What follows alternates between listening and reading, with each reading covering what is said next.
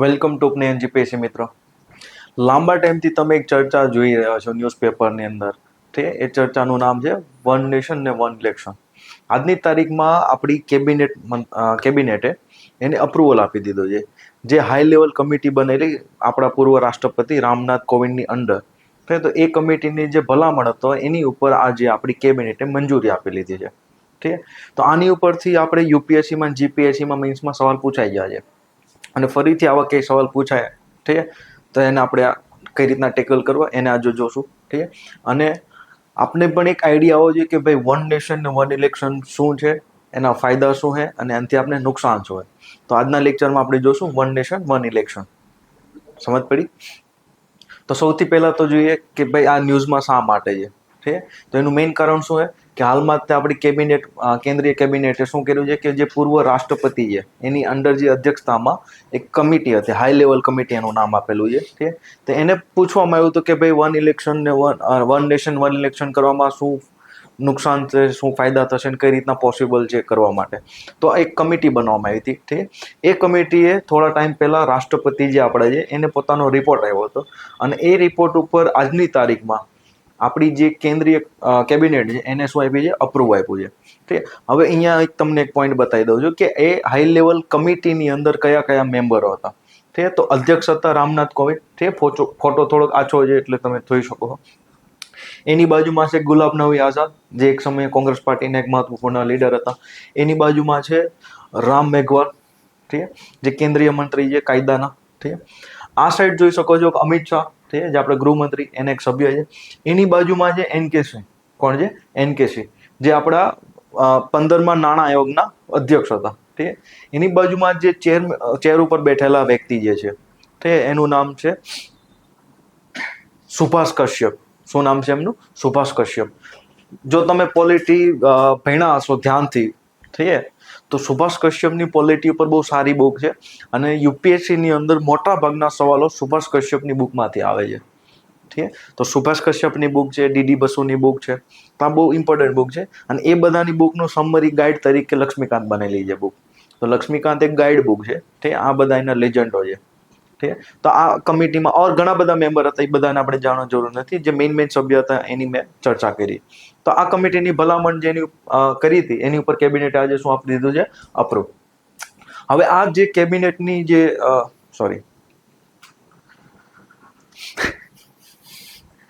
આ જે high level committee છે એની જે ભલામણો છે એની અહીંયા હું ચર્ચા કરું છું. સમજ પડી? ઠીક, મેં અહીંયા ઇંગ્લિશનું ટ્રાન્સલેશન કરેલું છે ગુજરાતીની અંદર. ઠીક, ઓરિજિનલી તમારે જો આને જોયું હોય તો તમે અહીંયા ગૂગલમાં જઈને સર્ચ કરશો. ઠીક, વન નેશન વન ઇલેક્શન, એની પાછળ PRS ઇન્ડિયા લખવાનું રહેશે. ઠીક, આપણા ગવર્મેન્ટના કોઈ પણ કાર્ય જેની અંદર બિલ, ડ્રાફ્ટ, કમિટીના રિપોર્ટ, કોઈ પણ વસ્તુ જાણવી હોય તો બેસ્ટ સોર્સ છે PRS ઇન્ડિયા નામની એક સંસ્થા છે. ઠીક, આ બધું તમને પ્રોવાઈડ કરાવશે. ઠીક, અને આ ડિટેલમાં હશે અને તમને સમરીમાં હશે.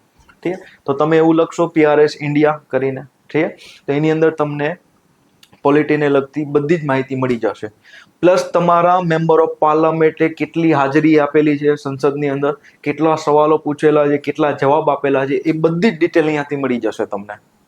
એટલે તમને પણ ખબર પડી જાય કે તમારા મેમ્બર ઓફ પાર્લામેન્ટ જેને તમે પ્રતિનિધિ તરીકે મોકલા છે એની હાજરી કેટલી છે, કેટલા સવાલો પૂછે છે.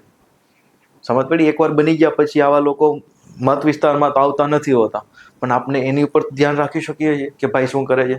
ઠીક, તો આની અંદર જે હાઈ લેવલ કમિટી છે એનો રિપોર્ટ છે, એની આખી આ સમરી છે. ઠીક, તો સમરીની અંદર કહેવામાં આવેલું છે કે વન નેશન વન ઇલેક્શન, જે ઓફિશિયલી એનું જે નામ છે એને આપણે કહીએ છીએ સાયમલ્ટેનિયસ ઇલેક્શન. શું કહીએ છીએ? Simultaneous election. ઠીક, જેને આપણે ટૂંકમાં હુલામણું નામ તરીકે શું કહીએ છીએ? One nation one election. ઠીક, તો આ બધી એની ભલામણો છે જે તમને હિન્દીમાં ઇંગ્લિશમાં મળી જશે PRS ની અંદર. ઠીક, મેં એને કન્વર્ટ કરીને અહીંયા ગુજરાતીમાં કરેલી છે અને હું ત્યાંથી તમને સમજાવવાનો પ્રયત્ન કરીશ. ઠીક, તો ભાઈ એવું કહે છે કે ભાઈ સાયમલ્ટેનિયસ ઇલેક્શન માટે, ઠીક, એની માટે આપણે પહેલા તો ભારતનો ઇતિહાસ જોઈએ. ઠીક, કે ભાઈ ઇતિહાસની અંદર કઈ રીતના ઇલેક્શન થતું હતું. તો તમને ખબર છે કે આપણું જે પ્રથમ ઇલેક્શન છે જે 1951માં થયું હતું અને એ સમયે જેટલા બી રાજ્ય હતા એની સાથે પણ ઇલેક્શન થયું હતું. મતલબ કે ભારતની જે ઇલેક્શનની શરૂઆત હતી એ સાયમલ્ટેનિયસ ઇલેક્શનથી જ થઈ હતી. તો 1951ની અંદર જે પ્રથમ ઇલેક્શન થયું હતું લોકસભાનું, એની સાથે વિવિધ રાજ્યની વિધાનસભાના પણ ઇલેક્શન થયા હતા. ઠીક. અને આ સિલસિલો કન્ટિન્યુ 1967 સુધી ચાલ્યો હતો. 1967 સુધી આપણી ભારતની અંદર શું હતું? સાયમલ્ટેનિયસ ઇલેક્શન, મતલબ કે એક સાથે જ ચૂંટણી થતી હતી. વચમાં 2-3 અફવાદ બી છે, જેવા કે ભાઈ કેરળની અંદર 1960માં તે મિડ ટર્મ ઇલેક્શન થયું હતું. ઠીક. એના પછી નાગાલેન્ડ અને પોંડિચેરી જ્યારે ભળી જશે 1962માં, તો ત્યાં અલગથી ઇલેક્શન થયું હતું. તો કુલ મળીને વાત એ છે કે 1967 સુધી કન્ટિન્યુ આપણો સાયમલ્ટેનિયસ ઇલેક્શન ચાલ્યું હતું. પણ આગળ જતા શું થાય છે કે આ એ જ સમય છે કે જ્યારે ઇન્દિરા ગાંધી પાવરમાં આવે છે, તે બીજી બાજુ કોંગ્રેસની અંદર વાક વિવાદ ચાલુ થાય છે. એક બાજુ કોંગ્રેસનું ગ્રુપ હતું જે મોરારજી દેસાઈની સપોર્ટમાં હતું, એક બાજુ ગ્રુપ હતું જે ઇન્દિરા ગાંધીના સપોર્ટમાં હતું. અને આ એ જ સમય છે કે જ્યારે ભારતની અંદર જે રાજ્યોની અંદર પ્રાંતીય શક્તિઓ ઉભરીને આવે છે, તે પ્રાંતીય સરકાર ઉભરીને આવે છે. જેમ કે કેરળની અંદર આવે છે કમ્યુનિસ્ટ પાર્ટી, પશ્ચિમ બંગાળમાં કમ્યુનિસ્ટ પાર્ટીનો દબદબો આવે છે. ઠીક છે. બીજી બાજુ તમે તમિલનાડુમાં જોશો તો ત્યાં ડીએમકે પાર્ટીનો દબદબો આવે છે. ઠીક. તો 1967 પછી તમે જોશો તો કોંગ્રેસ ક્યારેય જ તમિલનાડુની અંદર પાવરમાં નથી આવ્યું, નથી એ વેસ્ટ બેંગાલની અંદર આવ્યું. પડી સમજ? તો અહીંયા શું થાય છે કે ભાઈ ક્ષેત્રીય પાર્ટીનો દબદબો વધતો જાય છે. એના લીધે શું થાય છે કે ત્યાંની જે સેન્ટ્રલ ગવર્મેન્ટ હતી આપણી, એ સેન્ટ્રલ ગવર્મેન્ટ મતલબ કેન્દ્રીય સરકાર અને રાજ્ય સરકાર વચ્ચેના સંબંધો બગડે છે. એટલે તમે જોશો કે આ એ જ સમય છે કે જ્યારે તમને રાષ્ટ્રપતિ શાસન રાજ્યમાં વધુ જોવા મળે છે. તો રાષ્ટ્રપતિ શાસન જોવા મળે છે એનો મતલબ શું છે કે અહીંયા જે રાજ્યની વિધાનસભા જેને ભંગ કરવામાં આવે છે. સમજ પડી? તો આ 1967 પછી તમને કન્ટિન્યુ આ વસ્તુ જોવા મળે છે. એના પછી તમે જોઈ શકો કે 1957 જે રાષ્ટ્રીય કટોકટી લગાવી દીધી હતી, ઠીક. તો ઘણી બધી રાજ્યની જે સરકારો હતી એને શું કરી દેવામાં આવી હતી? ભંગ કરી દેવામાં આવી હતી. તો આ ઇન્ટરનલ પોલિટિક્સ, સત્તા માટેની લાલચ માટે આપણા નેતાઓએ આ બધું આપની સાથે કરેલું છે. સમજ પડી? તો ફરીથી માંગ ઉઠી છે કે જે 1951માં હતું એવું જ આપણે ફરીથી કરી શકીએ.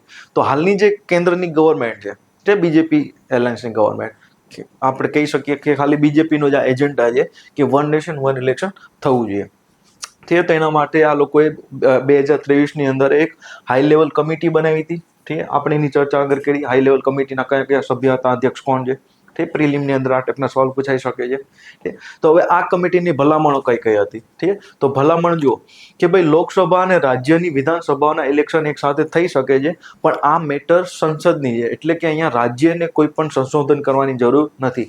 અહીંયા ખાલી માત્ર ને માત્ર કેન્દ્ર સરકાર પોતાના સંશોધન દ્વારા આમાં ચેન્જ લાવી શકે છે. પડી સમજ? બીજું કે કમિટીની ભલામણ એવી છે કે લોકસભાના અને રાજ્યની વિધાનસભાના ઇલેક્શન તો સાથે જ થશે, પણ એ ઇલેક્શનના 100 દિવસની અંદર નગરપાલિકાના અને પંચાયતના ઇલેક્શન થશે. મતલબ કે 5 વર્ષની અંદર ખાલી એક જ વાર ઇલેક્શન થશે. પહેલા થશે લોકસભાનું અને રાજ્ય વિધાનસભાનું સાથે થશે, અને એ ઇલેક્શન પૈતાના 100 દિવસની અંદર જ પંચાયત અને મ્યુનિસિપાલિટીના ઇલેક્શન સાથે થશે. પડી સમજ?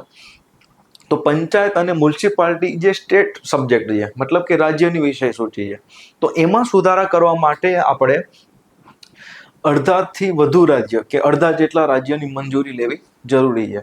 ઠીક છે. તો રાજ્ય વિધાનસભા અને લોકસભામાં ઇલેક્શન કરવા માટે કેન્દ્ર સરકાર સંશોધન કરી શકે છે, અને નગરપાલિકા અને પંચાયત માટે અડધાથી વધુ રાજ્યને શું લેવી પડશે? અહીંયા સહમતિ. પડી સમજ? તો આ એમની ભલામણ છે પહેલી. ઠીક છે. તો બંધારણીય સુધારા કરીને એક ભલામણ છે. બીજી ભલામણ એવી છે કે સિંગલ ઇલેક્ટોરલ રોલ અને સિંગલ ઇલેક્શન આઈડી બનાવો. ઠીક છે. તમે બધા જાણો છો કે જ્યારે પંચાયતનું ઇલેક્શન હોય તો ઘણા લોકોના નામ ગાયબ થઈ ગયા હોય. ઠીક. એવી રીતના લોકસભાનું ઇલેક્શન હોય તો ઘણાના નામ પંચાયતની લિસ્ટમાં હોય નામ, પણ લોકસભાની સીટની અંદર વોટિંગ લિસ્ટમાં જો તેનું નામ ના હોય. તો આવા તમને ઘણા કેસ મળે છે. આ વખતના ઇલેક્શનમાં તમિલનાડુની અંદર આવું ઘણું જોવા મળ્યું હતું કે ઘણા લોકોના નામ ત્યાંની વિધાનસભાના જે વોટર આઈડી લિસ્ટ હતું એમાં હતું, પણ લોકસભાના જે લિસ્ટ હતું એમાં નહોતું. ઠીક. તો અહીંયા જે હાઈ લેવલ કમિટી છે એ શું કહે છે કે ભાઈ રાજ્યનું જે ચૂંટણી આયોગ છે અને કેન્દ્રનું ચૂંટણી આયોગ છે એ બંને સાથે મળીને એક એવું લિસ્ટ બનાવે કે ભાઈ બધાનું એક જ શું હોવું જોઈએ? નામ. ઠીક. મતલબ કે બધાનું નામ બધે હોવું જોઈએ, પ્લસ એ બધાનું એક આઈડી હોવું જોઈએ, વોટિંગ આઈડી. પડી સમજ? તો એ વસ્તુ અહીંયા સૂચવવામાં આવી છે. ત્રીજો ભલામણ એવી છે કે જ્યારે બી ત્રિશંકુ સભા બને છે, મતલબ કે કોઈ પાર્ટીને બહુમતી સ્પષ્ટ બહુમતી મળતી નથી, અથવા તો વિધાનસભા વચ્ચેથી ભંગ થઈ જાય છે, ઠીક, અથવા તો કોઈ પાર્ટીના સભ્ય બીજી પાર્ટીમાં જોડાઈ જાય છે અને વિધાનસભા ભંગ થાય છે, તો આવી સ્થિતિમાં શું કરવાનું? તો આવી સ્થિતિમાં કે વચ્ચેથી જ્યારે આવું થાય છે, તો જ્યાંથી લઈને ફરીથી જ્યારે વન નેશન વન ઇલેક્શન, મતલબ કે સાયમેલ્ટેનિયસ ઇલેક્શન થશે, ત્યાં સુધીની જ નવી સરકાર બનશે. માની લો કે 5 વર્ષનો ટર્મ હોય છે, ઠીક છે, 2 વર્ષની અંદર સરકાર પડી જાય, તો જે ફરીથી ચૂંટણી થશે, તો એ જે ચૂંટણીમાં નવી સરકાર આવશે એનો જે કાર્યકાળ હશે કેટલા વર્ષનો હશે? 3 વર્ષનો જ હશે. અને 3 વર્ષ પૂરા થયા પછી ફરીથી જે લોકસભાની વિધાનસભાની ચૂંટણીની સાથે ફરીથી ચૂંટણી થશે. પછી સમજતા આવી ભલામણ કરવામાં આવી છે અહીંયા, ઠીક. એના પછી એક ભલામણ છે કે ભાઈ લોજિસ્ટિકને સંપૂર્ણપણે તમે વિકસિત કરો, ઠીક, વધારો. લોજિસ્ટિકની અંદર જેમ જોશું અહીંયા આપણે ઈવીએમ મશીન છે, વીવીપેટ મશીન છે, ઠીક, એની સાથે સાથે લોજિસ્ટિકમાં આપણે જે કર્મચારીઓ છે, ઠીક, જેની અંદર સુરક્ષા કર્મચારીઓથી લઈને પોલિંગ એજન્ટની બધું તમારે શું કરવાનું રહેશે? વ્યવસ્થિત બનાવો, આઈડિયા, તેની પર થોડો ખર્ચ કરો. પડી સમજ? તો લોજિસ્ટિક વધારવાની વાત કરવામાં આવેલી છે, ઠીક. તો આ બધી વસ્તુ થઈ એની ભલામણો, કમિટીની ભલામણો. હવે વન નેશન વન ઇલેક્શન કરવાથી, મતલબ કે સાયમેલ્ટેનિયસ ઇલેક્શન કરવાથી ફાયદો શું છે આપણે, ઠીક, તે ફાયદાની વાત કરીએ આપણે, ઠીક. રિડ્યુસિંગ ગવર્નન્સ ડિસ્ટ્રક્શન, મતલબ કે ભાઈ શાસનમાં જે વિક્ષેપો આવે છે એમાં ઘટાડો થાય. વિક્ષેપો કઈ રીતના? તમે સમજો કે ભાઈ હમણાં જ 2024નું ઇલેક્શન થયું છે, ઠીક, ફરીથી હાલમાં તમે જો તો હરિયાણામાં ઇલેક્શનનો માહોલ બની ગયો છે, જમ્મુ કાશ્મીરમાં હાલની તારીખ ઇલેક્શન ચાલુ છે આજની દિવસે, ઠીક. તો લોકો અને કર્મચારીઓ જે પ્રશાસનિક કાર્ય સાથે જોડાયેલા છે એ લોકો હંમેશા વોટિંગમાંથી, મતલબ ચૂંટણીમાંથી નવરા રહેતા નથી, ઠીક. જેમ આપણું ગુજરાતનું એક્ઝામ્પલ આપું તો હાલમાં જ જે 2024નું જે લોકસભાનું ઇલેક્શન પત્યું છે, ઠીક, અને ફરીથી અહીંયા પંચાયતનો માહોલ ઊભો થઈ ગયો છે, ઠીક. આપણે ત્યાં હમણાં પંચાયતનું ઇલેક્શન થવાનું છે. તો ઇલેક્શનમાં શું થશે કે જે કર્મચારીઓને કામ આપવામાં આવેલા છે એ કામમાંથી એને દૂર કરીને ક્યાં લઈ જવામાં આવે છે? ઇલેક્શનની ડ્યુટીમાં. તો એ વ્યક્તિ આખા વર્ષની અંદર ઇલેક્શનને ચાલતા 5 વર્ષની અંદર કેટલા ઇલેક્શન આવે, તો શું એ બધા કામ પડતા મૂકીને ક્યાં ઇલેક્શનના જ કામ કરશે? તો અહીંયા જે ગવર્નન્સ છે, મતલબ કે શાસનની અંદર વિક્ષેપો ઊભા થાય છે, ઠીક, કામ ધીમા પડી જાય છે, ઠીક. બીજું કે અમુક જે પ્રોજેક્ટો ચાલતા હોય તો એ પ્રોજેક્ટો સ્થગિત થઈ જાય, મતલબ ઊભા રહી જાય, ઠીક. આની પ્રોજેક્ટો ઊભા રહી જાય તો તમને ખબર જ છે કે પ્રોજેક્ટના પછી જે કોસ્ટિંગ હોય, એ જે કોસ્ટિંગ 5 કરોડનું હોય તે 5 ક્યારેક 7 કરોડ થઈ જાય. ડીલે થાય એટલે ભાવ વધી જાય છે, તમે જાણો જ છો. અને કરપ્શન તો કેટલું છે તમને ખબર જ છે, પડી સમજ? તો એક પ્રોબ્લેમ આવે છે, ઠીક, કે ગવર્નન્સની અંદર બહુ બધી સમસ્યા છે. બીજું છે મોડલ કોડ ઓફ કન્ડક્ટ. તમને બધાને ખબર છે કે જ્યારે ચૂંટણી આયોગ તારીખને ડિક્લેર કરે છે ઇલેક્શનની, એ દિવસથી લઈને ઇલેક્શન સુધી શું લાગી જાય છે? મોડલ કોડ ઓફ કન્ડક્ટ લાગી જાય છે, MCC આપણે શોર્ટમાં કહીએ છીએ. હવે તમને બધાને ખબર છે કે જ્યારે બી કોડ ઓફ કન્ડક્ટ લાગી જાય છે તો સરકાર કોઈ કાર્ય કરી શકતી નથી, પ્લસ તમે રોકડામાં પૈસા ફેરવી શકતા નથી, ઠીક. ઘણા બધા રિસ્ટ્રિક્શન હોય છે, તમને ખબર હોય છે કે પોલીસવાળા કેમેરો લઈને ઊભા હોય છે, બધાની ગાડીને એવું ચેક કરતા હોય છે. હવે આનાથી શું સમસ્યા થાય છે? તો હું આપણા સુરતનું એક્ઝામ્પલ આપું, ઠીક. અમારા સુરતની અંદર શું થાય કે જ્યારે બી મોડ ઓફ કન્ડક્ટ લાગી ગયું હોય છે ત્યારે શું થાય કે ભાઈ સુરતની અંદર જે ડાયમંડ બિઝનેસ છે મોટા ભાગે રોકડમાં વ્યવહાર ચાલતો હોય છે, ઠીક. તમે હીરા બજારમાં એમાં જશો તો લાખો રૂપિયા રોકડમાં પ્રચલન ચાલતું હોય છે. આંગણિયા જે આવે ત્યાં કરોડો રૂપિયાના વહીવટ થતા હોય છે રોકડામાં. હવે થશે એવું કે ભાઈ તમે આજે રોકડામાં વહીવટ કરો છો એ બધું વહીવટ બંધ થઈ જશે, તો અહીંયા ધંધા અને બિઝનેસનું લાગે છે થોડોક ધક્કો લાગે છે, પડી સમજ? હા, એના તો ગવર્મેન્ટના તો કામ અટકી ગયા, પ્લસ લોકોના જે પ્રાઇવેટ ધંધા છે એના બી કામ અટકી જાય અહીંયા. અને તમે બધા જાણો કે જે આપણે 2024નું ઇલેક્શન જોઈએ તો એક 2 મહિનાની આખી પ્રોસેસ લાંબી ચાલે, ત્યાં સુધી મોડ ઓફ કન્ડક્ટ ચાલુ જ હોય છે, કોડ ઓફ કન્ડક્ટ, પડી સમજ? તો મહિના સુધી તમારા બિઝનેસ ધંધા પ્લસ સરકારની નીતિ પોલિસી અટકી જાય છે, ઠીક. અહીંયા લોકોને વધારે નુકસાન થાય છે, ઠીક. બીજું છે કે ભાઈ પોલિટિકલ કરપ્શન વધે છે. અહીંયા શું વધે છે? પોલિટિકલ કરપ્શન, ઠીક, એ ઘટી જશે. માની લો કે એક સાથે 5 વર્ષમાં એક જ વાર ઇલેક્શન થાય તો જે પાર્ટી ઇલેક્શનની પાછળ કરોડો રૂપિયા ખર્ચે છે એને એક જ વાર ખર્ચવા પડશે, એક્ઝામ્પલ તરીકે આપું કે ભાઈ હમણાં 2024માં લોકસભાનું ઇલેક્શન થયું, હવે હમણાં પંચાયતનું ઇલેક્શન આવશે ગુજરાતની અંદર, અને આગળ જતા 2 વર્ષ પછી વિધાનસભાનું ઇલેક્શન આવશે. તો અહીંયા થશે એવું કે જે બી પાર્ટી ઇલેક્શનમાં ઊભી રહેશે એને દર વખતે અલગ અલગ ખર્ચા કરવા પડશે. એક કેન્ડિડેટ તો 75 લાખ સુધીનો ખર્ચો કરે છે અને પાર્ટી અનલિમિટેડ પૈસા ખર્ચ કરી શકે છે. તે તમને બધાને ખબર જ છે. ઠીક છે. તો આના લીધે શું થશે કે પાર્ટી ઇલેક્શનની પાછળ જ નકરા ખર્ચા કરશે તો પાર્ટી તો પૈસા કમાવા જતી નથી. તો એ શું કરશે કે બિઝનેસ ગ્રુપો ઉપર પ્રેશર લાવશે. શું લાવશે? બિઝનેસ ગ્રુપો ઉપર પ્રેશર લાવશે અને પૈસાની ડિમાન્ડ કરશે. ઠીક છે. અને બિઝનેસ ગ્રુપો પૈસા આપે બી છે. જો પૈસા ન આપે તો એની ઘરે ઈડીની કે સીબીઆઈની ઇન્કમ ટેક્સની રેડ પડે. સમજ પડી? ઠીક છે. અને સંબંધો બગડે તો ભાઈ કામ ધંધા એને અટકી જાય. આ બધું વસ્તુ કોમન છે, તમે જાણો જ છો આ બધી વસ્તુ. કોઈ હું સિંગલ પાર્ટીને નામ નથી લેતો, બધી પાર્ટીમાં સિસ્ટમ સેમ જ છે. પડી સમજ? તો અહીંયા જે પોલિટિકલ કરપ્શન છે વધી જાય છે. પ્લસ તમે જુઓ કે ઇલેક્શન ને એવું જ્યારે આવે તે ફ્રીમાં આ બાટો, ફ્રીમાં તે બાટો, મફતમાં વીજળી લઈ જાઓ, મફતમાં આ લઈ જાઓ. ઠીક છે. તો અહીંયા લોક લુભાવની સ્કીમો વધુ આપવામાં આવે છે. હવે સરકારના ખુદના ઘરના જ પૈસા જતા નથી, ઇનડાયરેક્ટલી તમારી પાસેથી ને પૈસા લે છે ટેક્સના રૂપે. ઠીક છે. તો અહીંયા પોલિટિકલ કરપ્શન વધી જાય છે. ઠીક છે. અસામાજિક તત્વો, જે લુખા તત્વો હોય છે એ થોડાક હાવી થઈ જાય છે ઇલેક્શનમાં. ઠીક છે. આપણે ગુજરાતમાં તો આવું જોતા નથી. તમે યુપી, બિહારની એરિયામાં જશો તો ત્યાં ઇલેક્શનમાં જે ગુંડા રાજ કહે ને કે માફિયા લોકોનું વર્ચસ્વ ને એવું બધું હોય છે. ઠીક છે. તો એ હોય છે ત્યાં. ચલો, તો ભાઈ એક સાથે જો ઇલેક્શન થઈ જાય તો કોસ્ટ બી કેવું થઈ જાય છે પાર્ટીના, ઘટી જશે. ઠીક. મેં કીધું કે ભાઈ એક સાથે 3 જગ્યાએ ઇલેક્શન ચાલતું હોય તો પાર્ટીને ખર્ચ વધુ કરવો જ પડતો હોય છે. પણ 5 વર્ષમાં એક જ ઇલેક્શન થાય. ઠીક છે. લોકસભાનું, વિધાનસભાનું સાથે અને મ્યુનિસિપાલિટી અને નગરપાલિકાનું, પંચાયતનું એક સાથે. તો અહીંયા પાર્ટીના ખર્ચ વધી જાય, ઘટી જાય. ઠીક. તમે જો સમજતા હોય ઇલેક્શનને તો બૂથ બનાવ્યા હોય આ લોકોએ, પોતાના એક સેન્ટર બનાવે, ત્યાં રોજ સાંજે નાસ્તો હોય, ભજીયા, ગાંઠિયા ને એવું બધું, અને લોકો ખાવા જતા હોય છે. તો એ બધા પૈસા ક્યાંથી આવે છે? જોયું હશે ને એવું બધું. ઠીક. તો ઇલેક્શન જો એક સાથે થાય તો આ બધો કોસ્ટ કેવો થાય? ઘટી જાય. અહીંયા એક્ઝામ્પલ આપેલું છે કે 1951ની અંદર લોકસભાની પ્રથમ ચૂંટણી થઈ હતી, તેમાં 53 પક્ષોએ ભાગ લીધો હતો અને એ સમયે લગભગ 1874 ઉમેદવારો હતા અને 11 કરોડનો જ ખર્ચો હતો. પણ 2019ની ચૂંટણીમાં તમે જોશો તો ભાઈ 610 રાજકીય પક્ષોએ ભાગ લીધો હતો, 9000 ઉમેદવારો હતા અને આશરે, ઠીક છે, ઈડીઆના રિપોર્ટ પ્રમાણે 60,000 કરોડનો ખર્ચો થયો હતો. કેટલો? 60,000 કરોડનો ખર્ચો. એડિયા નામની એક સંસ્થા છે, ઠીક છે, એના દ્વારા. અને આ સંસ્થાનો રિપોર્ટ છે કે 2024ની અંદર 1,30,000 કરોડ રૂપિયાનો ખર્ચ થયો હતો 2024ના ઇલેક્શનમાં. વિચાર કરો કેટલા? 1,30,000 કરોડ. ઠીક. એટલામાં તો પાકિસ્તાન 5 વર્ષ સુધી ખાઈ લે. પીડી સમજ? તો એટલો બધો ખર્ચો થાય છે. ઠીક. આ તો ખાલી લોકસભાની વાત કરી. અત્યારે તમે જો કે હમણાં વિધાનસભાના ઇલેક્શન ચાલુ થશે, હમણાં મહારાષ્ટ્રમાં આવશે, ઝારખંડમાં આવવાના છે. તે આગળ જતા આવતા વર્ષે તમિલનાડુમાં આવશે. ઠીક. તો મોટા મોટા રાજ્યોમાં ઇલેક્શન આવશે તો ત્યાંની વિધાનસભાના ઇલેક્શનમાં કરોડો રૂપિયાના ખર્ચા થશે.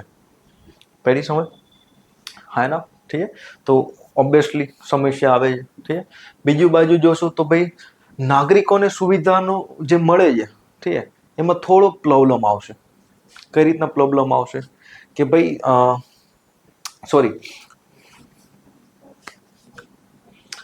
બીજું જોઈએ તો ભાઈ સિટીઝનની જે નાગરિકોની સુવિધા છે એમાં વધારો થશે.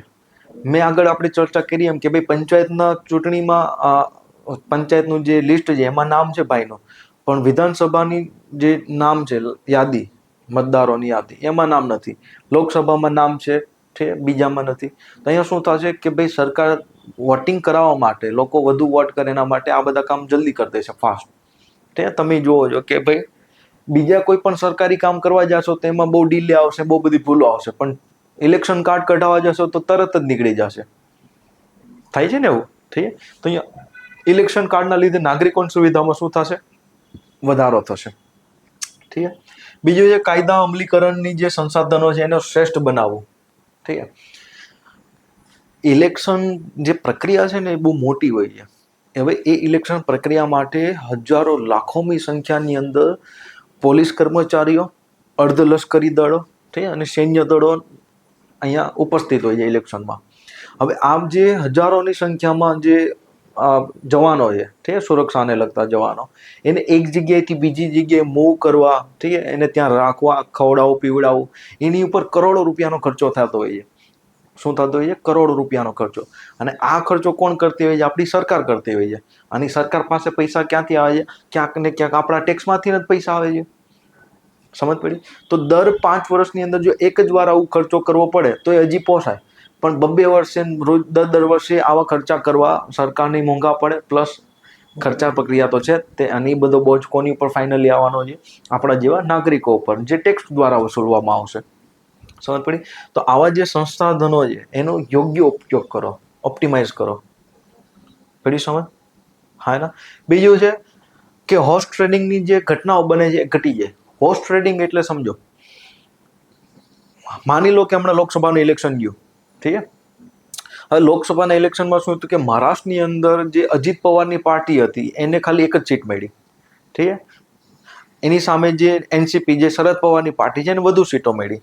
એવી રીતના શિવસેના જે ઉદ્ધવ ઠાકરેની પાર્ટી છે એને, અને શિવસેના જે શિંદેની પાર્ટી છે એ બેને સેમ સીટો મળી, 7-8 જેવી સીટો મળી છે, ઠીક છે. હવે તમે જુઓ કે આમાં અજીત પવારની પાર્ટીને ખાલી એક જ સીટ મળી, ઠીક છે. તો હવે શું કરશે કે હમણાં મહારાષ્ટ્રમાં ઇલેક્શન આવવાનું છે, એટલે ઇલેક્શન આવવા માટે શું કરશે કે ભાઈ પલટી મારી જાય, ઠીક છે. મતલબ કે જે બીજેપી સાથે એનું જે ગઠબંધન છે એ પાર્ટીમાંથી એ લોકો નીકળીને ક્યાં નીકળી જાય પાછા? મહારાષ્ટ્રમાં શરદ પવારની પાર્ટી સાથે. તો અહીંયા શું થશે કે ઇલેક્શનની પહેલા રાજનીતિક દળની અંદર નેતાઓનું આવ જાવ થતી હોય છે, ઠીક છે. આયારામ ગયારામ જેવી સ્થિતિ થતી હોય છે. સમજ પડી? તો જો વર્ષમાં 5 વર્ષમાં એક જ વાર ઇલેક્શન થાય તો આ જે સમસ્યા છે ઘટી જાય. કારણ કે હવે 5 વર્ષ સુધી બેસી રહેશે ભાઈ સ્થિર, ખબર છે કે હવે કોઈ ઇલેક્શન આવવાનું નથી, જે ઇલેક્શન આવવાના છે હવે 5 વર્ષ પછી આવવાના છે. પડી સમજ? પણ અહીંયા શું થાય કે લોકસભામાં અલગ પાર્ટી સાથે હોય, ઠીક છે. જેમ કે આજનું જ એક્ઝામ્પલ આપણે લઈએ તો હરિયાણાની અંદર આમ આદમી પાર્ટી અને કોંગ્રેસ બંને સામે લડે છે. હવે આ બંને પાર્ટી દિલ્હીમાં જ્યારે લોકસભાનું ઇલેક્શન હતું ત્યારે સાથે ઇલેક્શન લડતા હતા. પડી સમજ? તો ત્યાં સાથે ઇલેક્શન લડતા હતા તો સાથે ઇલેક્શનમાં શું કહે છે? તું મેરા ભાઈ હે, તું મેરા ભાઈ હે, ઠીક है. હવે સામે ઇલેક્શન લડશે તો તું કહેશે કે તું સબસે બડા ચોર હે, ઠીક. તો ઓલો કહેશે તું મુझसे भी बड़ा ચોર હે. સમજ પડી? તો અહીંયા પાર્ટીમાં શું થાય છે કે તો વાદ વિવાદ ચાલતો જ હોય છે, પ્લસ પાર્ટી બદલવાની, ઠીક છે. એક પાર્ટીમાંથી બીજી પાર્ટીમાં જવાનો એક દોડ ચાલતો હોય છે. પછી આ બધા એમએલએ કે એમપીને લઈ જાય રિસોર્ટમાં, ખવડાવી પીવડાવીને જલસા કરે, કરોડો રૂપિયાના ખેલ થતા હોય છે. એ તમે બધા જ જાણો છો. પડી સમજ? તો જે આ હોર્સ ટ્રેડિંગની જે ઘટનાઓ થશે એમાં બી શું થશે? ઘટાડો થશે. પડી સમજ? ઠીક. તો આ ફાયદા તો બહુ બધા છે. હવે એની સામે નુકસાન કયા છે, ઠીક, એ સમજીએ. ઠીક. પહેલા તો એ છે કે ભાઈ બંધારણની કલમ 83 અને 172 એ શું કહે છે કે લોકસભા અને રાજ્ય વિધાનસભાનો કાર્યકાળ કેટલો રહેશે? 5 વર્ષનો. હવે માની લો કે આપણે ટાર્ગેટ રાખ્યો છે કે 2029નું જે ઇલેક્શન છે એને આપણે કરશું સાયમેલ્ટેનિયસલી ઇલેક્શન. હવે 2027ની અંદર માની લો કે પશ્ચિમ બંગાળમાં ઇલેક્શન છે. ક્યાં છે? પશ્ચિમ બંગાળની વિધાનસભાનું ઇલેક્શન છે. હવે એ ઇલેક્શન જીતીને કોઈ પણ પાર્ટી સત્તામાં આવશે તો 29ની અંદર આપણે શું કરવાના છીએ? સાયમેલ્ટેનિયસ ઇલેક્શન. તો હવે એનો કાર્યકાળ કેટલો રહેશે? માત્ર 2 વર્ષનો જ રહેશે.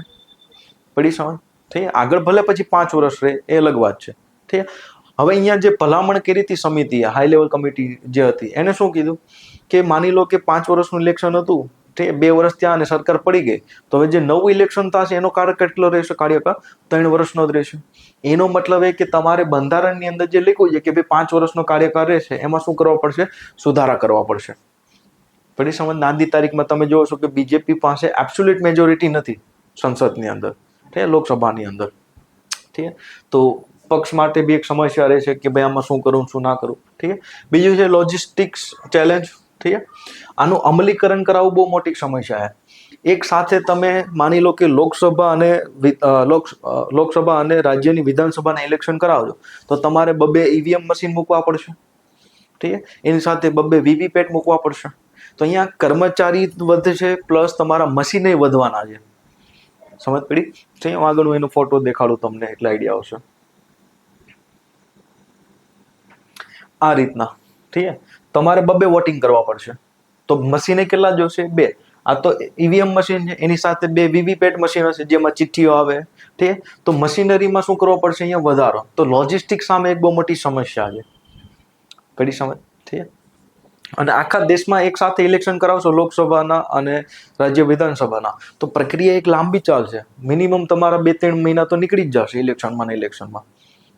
ઠીક છે. બીજું છે કે ભાઈ જે સંઘવાદ છે એની સામે એક બહુ મોટી સમસ્યા છે. ઠીક છે. સંઘવાદ કોને કહેવાય? ઠીક છે. અમેરિકાનો સંઘવાદ કેવો છે, ભારતનો સંઘવાદ કેવો છે અને બ્રિટનનું કેવું છે, એની ઉપર હું આગળ ચર્ચા કરીશ. ઠીક છે. તો ઘણા લોકો આર્ગ્યુમેન્ટ કરતા હોય છે કે ભાઈ યુકેની અંદર અને ફ્રાન્સની અંદર વન નેશન વન ઇલેક્શન ટાઈપનો કોન્સેપ્ટ તો છે જ, કે ત્યાં સાયમલ્ટેનિયસ ઇલેક્શન થાય જ છે. પણ તમે એના ફેડરલ સ્ટ્રક્ચરને સમજો તો ત્યાં રાજ્ય સરકારો હોતી જ નથી. ત્યાં ખાલી કેન્દ્ર સરકાર જ હોય છે અને ત્યાંની લોકલ ગવર્મેન્ટ હોય છે, લાઈક મ્યુનિસિપાલિટી ને એ બધી. તો ત્યાં સ્ટેટ નામનો કોન્સેપ્ટ નથી. આપણે કેમ ભારતની અંદર ભારત એક એટલે કેન્દ્ર શાસન, ઠીક, મતલબ કેન્દ્રની સરકાર હશે. પછી ગુજરાત છે, મહારાષ્ટ્ર છે, તમિલનાડુ છે, આ બધાની રાજ્ય સરકાર હોય. પણ તમે યુરોપમાં જશો તો ઇંગ્લેન્ડ છે, ઠીક છે, ફ્રાન્સ છે, એ લોકોને કેન્દ્રની સરકાર ખાલી હોય છે, રાજ્ય સરકાર હોતી નથી ત્યાં. તો ત્યાંનું જે સંઘવાદ છે એકાત્મક સંઘવાદ કહેવાય. અને શું કહેવાય? એકીકૃત અથવા તો એકાત્મક સંઘવાદ.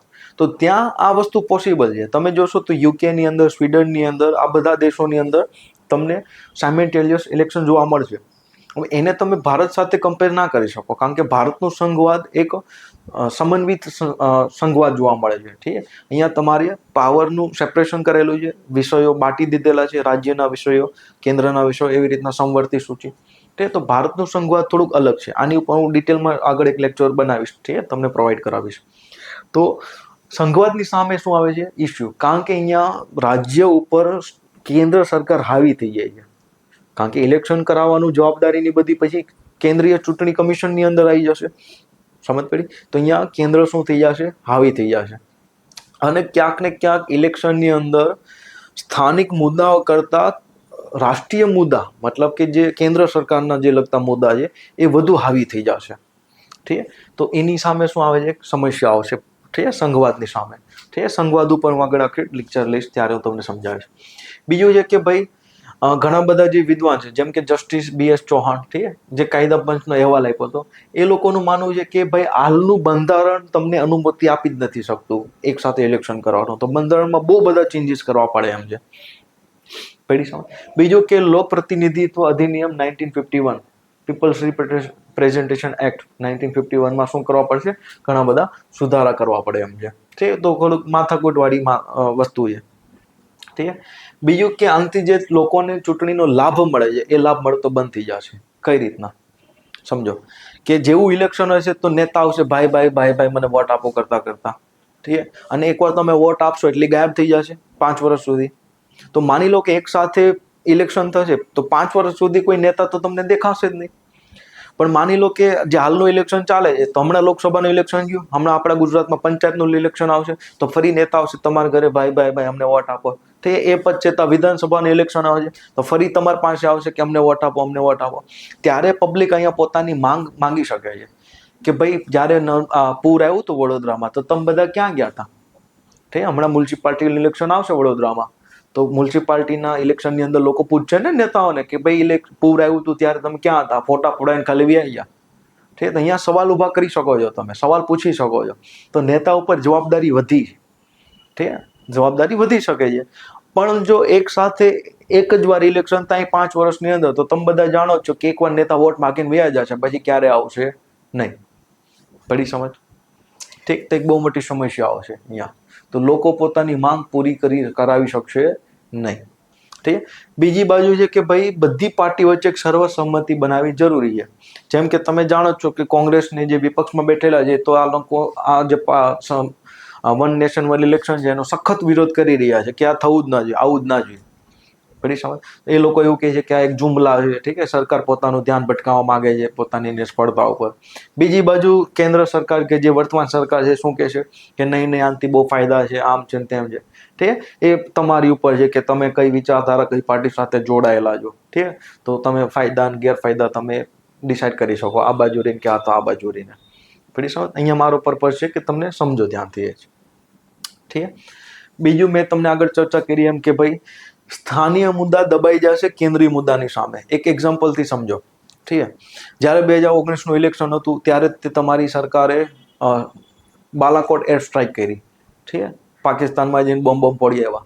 તો દેશની અંદર રાષ્ટ્રવાદનો માહોલ ચરમસીમાએ પહોંચી જશે. ઠીક તો લોકો ઘડીક ભૂલી જશે કે ભાઈ અમે અહીંયા ગટરો ઉભરાણી છે એના માટે વોટ નથી કરવાનો, પણ કોના માટે વોટ કરવાનો છે? દેશની રાષ્ટ્રીય સુરક્ષા માટે. હા ને, તો રાષ્ટ્રવાદ હાવી થઈ ગયો તો તમારું ધ્યાન ભટકી ગયું. ઠીક, અહીંયા હું એક એક્ઝામ્પલ આપું છું, કોઈ પાર્ટીની વાત નથી કરતો, પડી સમજ? હા ને, તો અહીંયા સ્થાનીય મુદ્દા કરતા જે રાષ્ટ્રીય મુદ્દા છે વધારે હાવી થઈ જશે.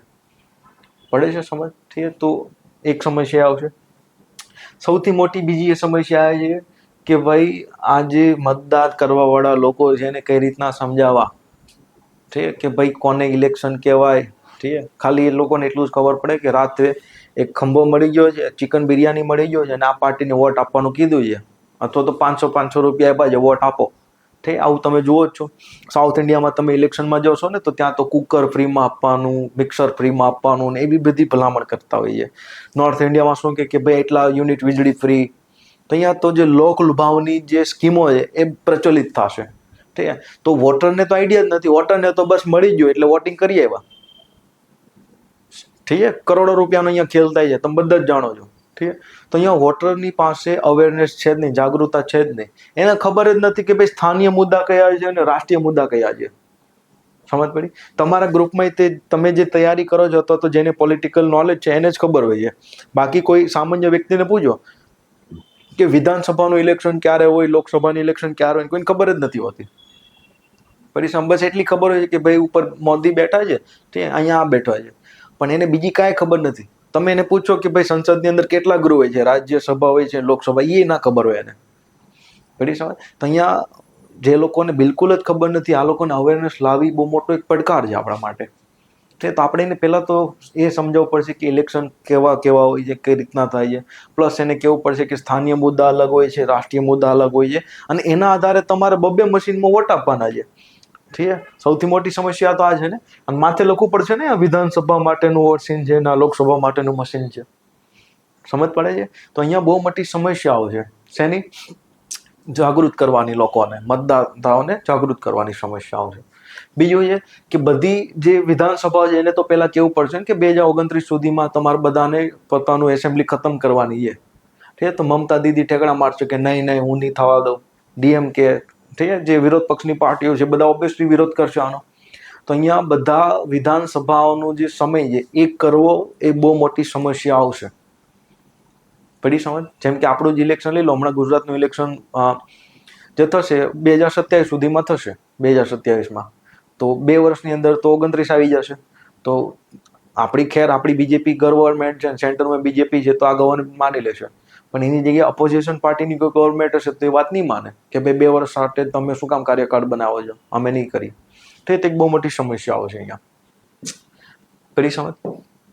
ઠીક, તો વન નેશન વન ઇલેક્શનના ફાયદા બી છે, એની સામે એટલા નુકસાન બી છે. તો મેન્સની અંદર જો સવાલ પૂછાય તો તમારો વ્યૂ કયો હોવો જોઈએ? ઠીક, તો અહીંયા મેન્સની અંદર મોસ્ટ ઓફલી તમને પૂછે, તમારા વ્યૂ નહીં પૂછે, પણ એમાં ચર્ચા કરવાનું પૂછે. મતલબ કે તમારે એના ફાયદા અને નુકસાન બી બતાવવાના રહેશે. ઠીક, કોઈ એક વસ્તુ લઈને તમારે પીપોડી નથી વગાડવાની કે નહીં મને આ નથી ગમતું, મને આ જ ગમે છે, તો એ જ લખીશ. પડી સમજ? બીજું કે ગવર્મેન્ટ જેની વિચારે છે, ગવર્મેન્ટ જે માને છે એની વિરુદ્ધમાં તમે નહીં જાઓ. પડી સમજ? ગવર્મેન્ટે કીધું છે, કેન્દ્રીય કેબિનેટે અપ્રુવલ આપેલું છે, એનો મતલબ કે સરકારને ગમે છે આ વસ્તુ. તો તમે ત્યાં હોશિયારી ન મારી શકો કે નહીં અમને નથી ગમતી. તો એક્ઝામની અંદર આપણે એને થોડું ફેવર કરવો પડશે, કારણ કે કાલ ઉઠીને બનવાનું તો આપણે સરકારી કર્મચારી જ છે ને, આ નેતાઓની અંદર જ રહેવાનું છે. પડી સમજ? તો અહીંયા થોડોક આન્સરને બેલેન્સ રાખીને લખજો, કોઈ પક્ષને અથવા તો કોઈ બાજુને વધારે ફેવર ના કરતા. સમજ પડી? ઠીક, ચાલો. તો આવા જ વિડીયો માટે જોડાયેલા રહો ઉપનયન GPS સાથે, અને મળશું આપણે નેક્સ્ટ લેક્ચર. જય હિન્દ.